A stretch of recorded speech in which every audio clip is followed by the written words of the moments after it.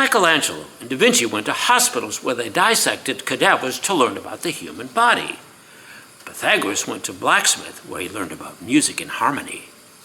Really? In the 15th century, painters like Michelangelo, Raphael, and Da Vinci went to Milan where they learned by dissecting human bodies how to realistically paint the human figure. So accurate were their renditions that they were actually used in the medical journals for study. By dissecting human bodies, Michelangelo learned 3 aspects of human anatomy. Number 1, how to accurately depict muscular structure, how muscles are layered and shaped. Number 2, his sculptures come alive as the veins and skin stretched over the bone, resulting from his studies.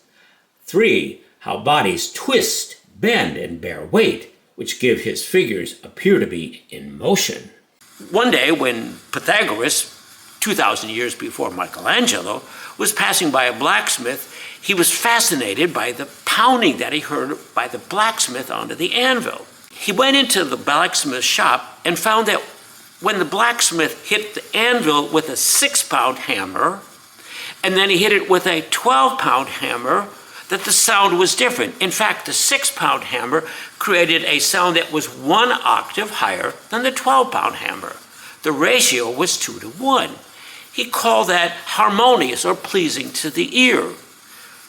And he found that a 9-pound hammer compared to a 6-pound hammer when striking onto the anvil, that produced another interval of 3 to 2, which happened to be the perfect fifth.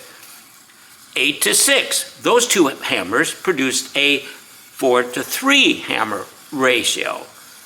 All these are ratios that become standard in our understanding of music as it was used throughout time, from 500 BC up until today. Join me, David Ott, as we learn more about music as it exists in the world around us on learnSRSA.com. Now, just one more thing. Even George Handel wrote a piece of music called The Harmonious Blacksmith. There must be some kind of a correlation. I'm going to play my lovely kawaii piano without striking a key. You think I can do it? I'll show you I can. A short discussion on sympathetic vibrations. Floating through the air, and we don't oftentimes think about it, are sound waves that our ears pick up. We only differentiate those things that are important to us. Now, I promised a moment ago that I was going to play my piano without striking a key. Well, I have to do something special to make that happen. I'm going to use the fruits of my granddaughter, Paige, to demonstrate that there are vibrations that float through the air. She's a flutist. She's going to play the first 7 notes of the Star-Spangled Banner. I'm not going to play a key on the piano, but the sympathetic vibrations that are created when she plays her flute carry through the air and will be picked up by the piano. To make this work, I'm going to hold down 5 keys on the piano. She will play those notes on her flute, and you will hear the 7 notes that begin the Star-Spangled Banner. Let's go. Now you're going to have to listen carefully. After each note that Paige plays, the piano responds when she releases each note.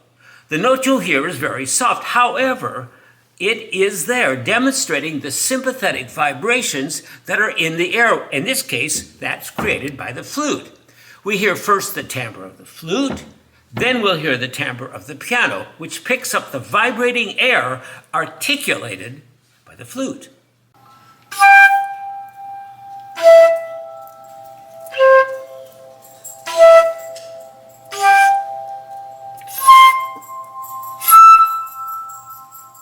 Join me, David Ott, on learnSRSA.com to learn more about music every day. Search us, like us, subscribe to us.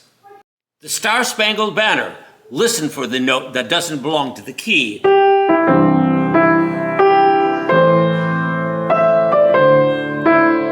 That's the note.